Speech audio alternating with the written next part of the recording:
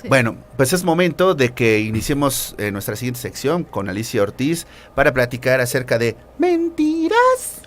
Tú me enamoraste a base de... Mentiras. Ahí está. Bienvenida, Alicia Ortiz. ¿Cómo estás? Buenos días. Hola, bien, encantada de estar aquí con ustedes. Hola, queridos Sergio, May, queridos radioescuchas, encantada de estar aquí. Gracias, Vamos a hablar de las Alicia. mentiras. ¿Desde qué punto de vista? ¿Qué son? ¿O por qué mentimos? ¿Por qué mentimos? ¿Por qué mentimos, Alicia? O sea, sí es un hecho que todos mentimos. Mira, es un tema bien interesante, profundo, complejo. Hay un punto, ¿no? Cuando hablamos de mentir estamos suponiendo la existencia de una verdad. Sí, sí, sí. Y la verdad también es un constructo que tiene distintas miradas, ¿no? Pero sí, por supuesto que... ¿Y por qué lo menciono? Porque dicen, también mentir es una forma de socializar, es una forma de ser amables, es una forma de no traer así o las emociones o los puntos de vista o las opiniones que puedan resultar adversas al hecho de tener una buena relación, pues no las vas a estar así soltando, ¿no? O sea, es parte de procesos de socialización. Sí. Hay cosas que sabemos perfectamente. Si un día andamos todos desvelados, ojerosos, todos así sacados. Flaco, cansado y sin ilusiones. Exactamente. Pues no necesitas que ande todo el mundo por la calle diciéndotelo, ¿no? Digo, es evidente, ¿no? Y no tienen que estárselo diciendo. Y una manera de socializar es, ay, qué gusto verte. A lo mejor Te ves a lo de mejor la fregada, te pero no te lo te digo. ves de la fregada, pero no te lo digo, ¿no? Entonces, digamos, esa es una parte socializante, por eso hay ese tipo de mentiras que son parte de nuestra interacción cotidiana, ¿no? Otras que tienen una cierta función, digamos, como dicen, ¿no? Las mentiritas piadosas, híjole, es que se me va a hacer tarde o me voy a retrasar con tal cosa, y un poco para justificar cuestiones que, bueno, a todos nos llegan a pasar, ¿no? El tema es, por una parte, cuando ya se hacen recurrentes, cuando se vuelven un patrón de conducta, y más allá es cuando ya empiezan a referirse a realidades inexistentes o a situaciones que totalmente distorsionan la realidad, ¿no? Y que de haber sido muy probablemente conductas en que las personas incurrieron muy probablemente desde la infancia, desde la adolescencia, como formas de adaptarse a determinadas situaciones, pues ya se convierten en circunstancias o en patrones de conducta que se vuelven verdaderamente complicados, ¿no? El mitómano, ¿no? Exactamente, el mitómano, ¿no? Hay cosas que llaman la atención, que pueden ser así como de que ¿qué le pasa, no? ¿De dónde saca esas ideas? Y de ahí no pasa, ¿no? Personas que se crean realidades paralelas, ideas, aspectos de su personalidad, experiencias vividas que aparentemente suenan muy interesantes y que en el fondo también tienen mucho que ver con asuntos de autoestima, de la necesidad de tener una aprobación social, un sentirte interesante, un sentirte atractivo, ¿no? Está muy asociado el tema del nivel patológico con ciertas características que también llegan a ser trastornos de la personalidad y que tiene mucho que ver con ese ser muy egocéntricos, ¿no? Por una parte, las personalidades histriónicas muy ad hoc para el mundo del espectáculo y situaciones de donde todo es espectacularidad, es atracción, es glamour, extravagancia, glamour, belleza, y te inventas cada historia.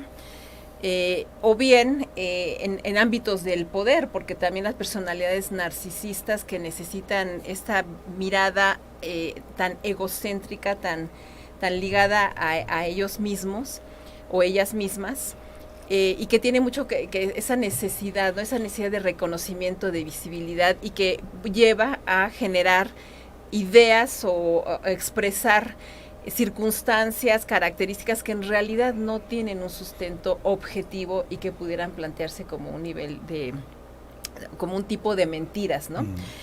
Ahora, ¿por qué pasa esto también? Bueno, para las personas que lo practican en este nivel, es que también se genera un sentido de placer, un sentido de seguridad. O sea, llega un momento en que el platicar esto, en generar una narrativa mitológica, si quieres, o totalmente descabellada en algunos casos, pues genera ese placer de que mira cómo los tengo aquí embobados, ¿cómo puedo seducir? Exactamente, los tengo aquí en la mano, totalmente encantados, totalmente sorprendidos, totalmente, y eso es muy placentero. O sea, la activación a nivel cerebral y conductual cuando se están diciendo mentiras en ese nivel.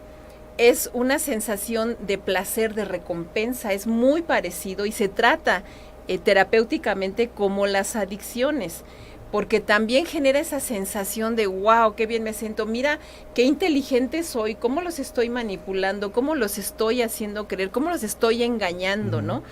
Entonces, es por eso que eso es algo de lo que lo hace particularmente complicado de tratar, porque también las personas, por otra parte, están convencidas de que son verdad en muchos casos, o sea, no en todos casos, no todo el tipo de personas que genera esta narrativa mentirosa están siendo conscientes de que hay una tergiversación de la realidad. En algunos casos hay una verdadera convicción, reitero, esos son casos en donde generalmente se tienen antecedentes traumáticos que hicieron que las personas tuvieran como una forma de adaptación, de respuesta a situaciones complicadas, el generar narrativas mentalmente hablando que les ayudaran, ¿no? Y también por eso este tipo de narrativas están detrás de situaciones tan complicadas como por ejemplo las relaciones de violencia de pareja, por ejemplo, o intrafamiliar, ¿no? Donde una persona dice, es que no va a haber bronca, de veras es buena onda, no es violenta, no es violento, hay buena disposición y hay como que una dificultad para reconocer aspectos muy objetivos que te dicen que no es que sea totalmente falso, pero necesitas hacer algo y no estar creyendo solamente en una buena intención, ¿no? Entonces, esto es parte de lo que hace especialmente complicado el abordaje de este tipo de patologías y que a veces no es tan fácil detectar. Ya ven, existe toda una tecnología, el famoso polígrafo, que si bien no es exactamente preciso ni infalible, pero es de lo más avanzado que se tiene para poder detectar este tipo de cosas y lo que importa, bueno, pues su uso en los ambientes judiciales y cuestiones por el estilo, ¿no? ¿Cómo la ven, Sergio? Fíjate que ahorita me quedé pensando en dos cosas. Hay mucha gente que está a lo mejor con una situación de alguna situación de mentir, ¿no? Y a lo mejor creo que es una cierta evasión, ¿no? De no querer asumir algo, ¿no? De responsabilizarse, ¿no? En muchos casos pero siempre va a haber una justificación, ¿no? Ah, bueno, es que se lo dije para protegerlo, o no porque a lo mejor no era adecuado, o sea, no estoy diciendo que todas las mentiras son malas, ni todas las mentiras son buenas, pero creo que cuando le queremos justificar, siento que no asumimos como bien esa responsabilidad, ¿no? A lo mejor tú puedes omitir alguna información porque consideras prudente para tus intereses no hacer algo, ¿no? Creo que ahí es la diferencia, ¿no? Omitir. Información. Pero incluso el omitir. Inventar. Pero es que puede ser hasta más grave, a lo mejor también el tema de la omisión, ¿no? No sé, y te pongo un ejemplo. Yo vi cómo lo mataron. Sí, usted vio. Sí, yo vi que iban caminando dos personas, ¿no? Yo sí la mató. Y pues, o sea, creo que muchas veces tratamos, insisto, como de justificar, pues el no asumir la responsabilidad. Sabes que sí, reconozco todo esto porque puede causarte algún daño, ¿no? O sea, creo que muchas veces tratamos de enmascarar con tal de no hacernos responsables, ¿no? Claro, hablas, por ejemplo, en estos casos de las testificaciones, ¿no? Sí, por ejemplo, ¿no? Mira, y en ese caso, por ejemplo, también sucede que se ha demostrado que la memoria, o sea, el cerebro, también genera como ciertos mecanismos de protección que te pueden distorsionar o alterar la realidad. Y por eso, más allá de que una persona diga las cosas con cierta certeza, se ponen en duda, claro, porque también depende mucho de los aspectos afectivos que estén involucrados.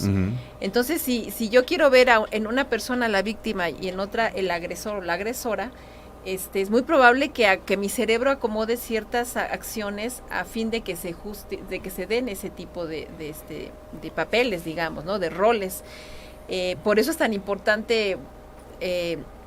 Por eso es tan complicado generar y se requieren tantos requisitos para que un testimonio sea verdaderamente válido. O sea, ya es no mucho es también nada hay, por ejemplo, de percepción, ¿no? Exactamente, porque la percepción y conveniencia, porque yo creo que si tu conveniencia te dice alguna cosa, tu cerebro puede jugarte generar otra, ¿no? O sea, mira, te lo voy a poner de ejemplo. Ayer estábamos platicando de las personas que están en situación de cárcel.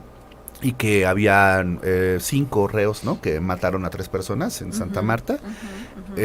Uno de ellos tenía condena por 100 años, violación, extorsión, asesinato, ¿no? O sea, todas, ¿no? Todas así. El otro 50, el otro 50, el otro 50 y uno 6 años solamente. Mataron a 3 personas.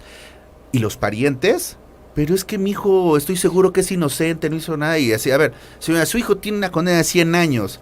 Me está diciendo que no es probable siquiera que pudiera haber matado. Cometido Y la señora, no, él ya está purgando su... O sea, muchas veces sí nos generamos discursos propios y como dicen, una mentira repetida 1000 veces se puede convertir en verdad. O sea, creo que a veces ni siquiera es malintencionado. O sea, creo que a veces nuestra conveniencia o la cuestión afectiva nos puede generar una historia. A lo mejor no es verdad y no lo estás haciendo con dolo. Digo, están los que lo hacen con dolo, pero puede ser que estés alterando la realidad y sin siquiera con dolo, ¿no?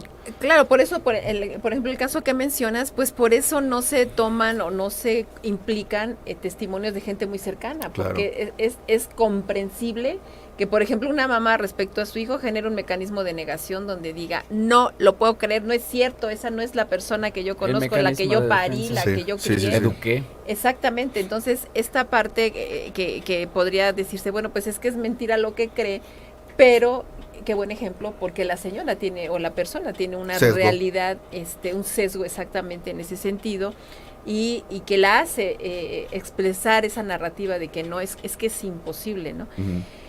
Y sí, ese es un tipo de cosas, y digamos, pero en general, digamos, de una manera más cotidiana, la parte, mira, hay un estudio, creo que es de la Universidad de Massachusetts, que se hizo en el año 2002, que detectaron que el 60% de las personas de una muestra ahí interesante que hicieron, es que no pueden tener una charla más de 10 minutos sin decir por lo menos una mentira, ¿no? Algo así, ¿no? Ahora, hay también enfermedades o patologías que están muy asociadas a la que necesitan de la mentira, ¿no? Por ejemplo, las adicciones, ¿no? Las adicciones, o las personas que tienen algún tipo de adicción, o sea, esa, no es cierto, yo me puedo manejar, o no, yo no hice yo esto, controlo mi adicción. Yo controlo todo, que llega a ser hasta el 92%, o sea, es muy alto el porcentaje, ¿no?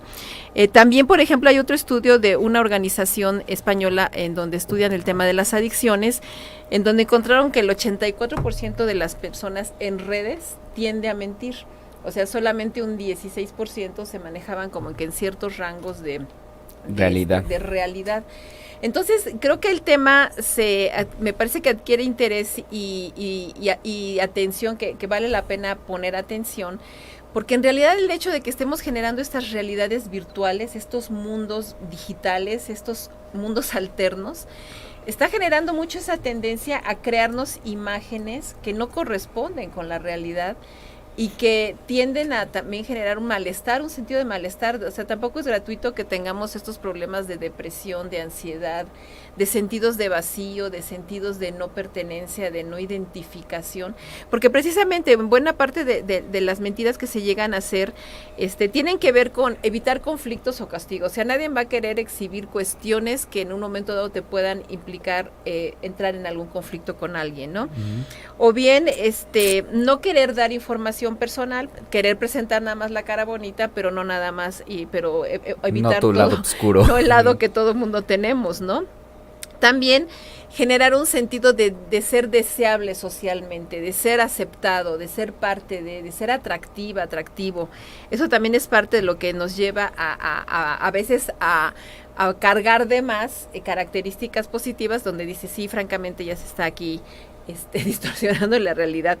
Otras que entiendo que es esta que les comento, que son más bien socializantes, el no querer herir a otra persona, el no querer preocupar o herir la susceptibilidad de otras personas. Me veo delgada. ¿No? Ajá. Sí, te ves delgadísima. Sí, ya pediste 10 kilos, ya sé dónde está, pero ya lo sé, ya sé dónde está, ¿no?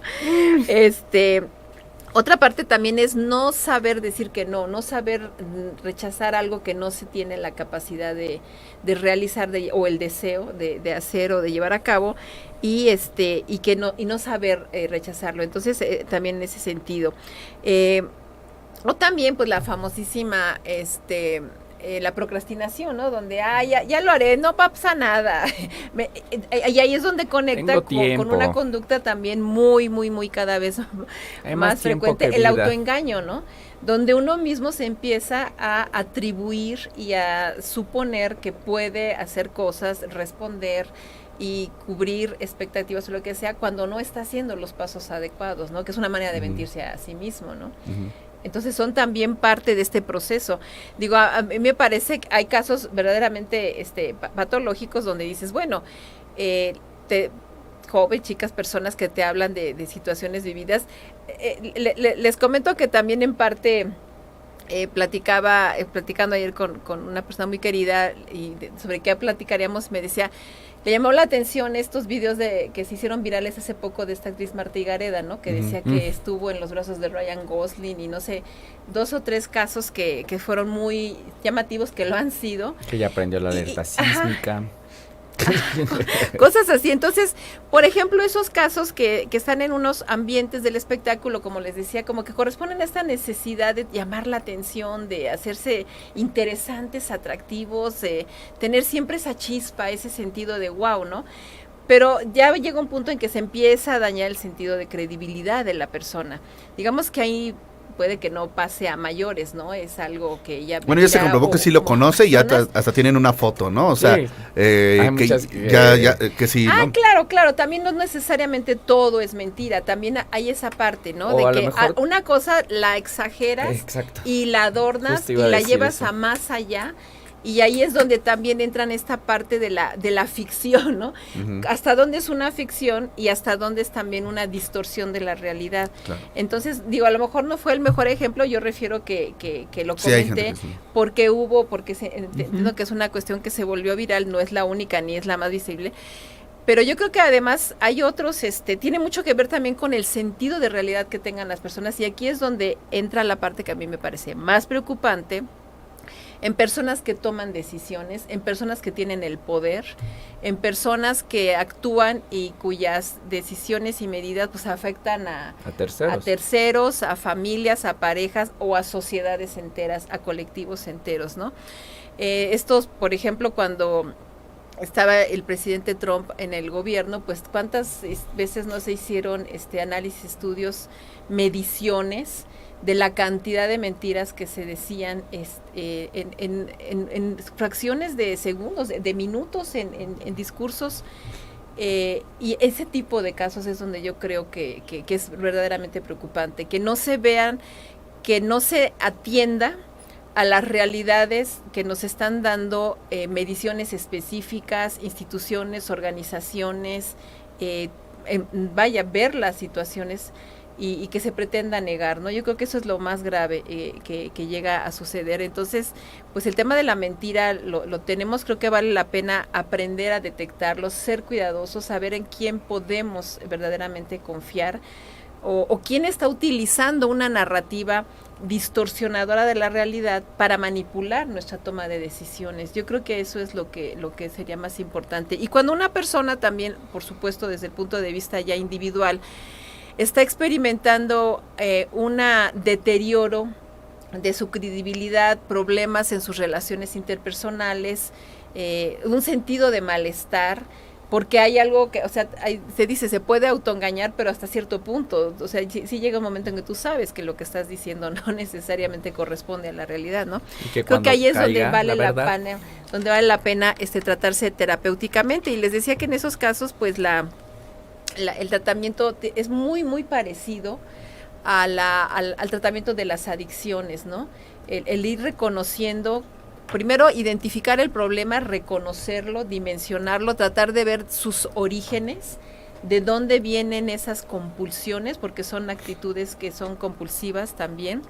Por eso les decía, además de estar relacionado con ciertas patologías, están en la base de varias de estas patologías, por ejemplo, los trastornos de la conducta alimentaria, ¿no? De que no, pues sí comí re bien, o no, o sea, crearse una idea, o con otros tipos de trastornos, ¿no? Límite de la personalidad, el trastorno obsesivo compulsivo, que también tiene mucho que ver con la alteración de la función del pensamiento y la mente, ¿no?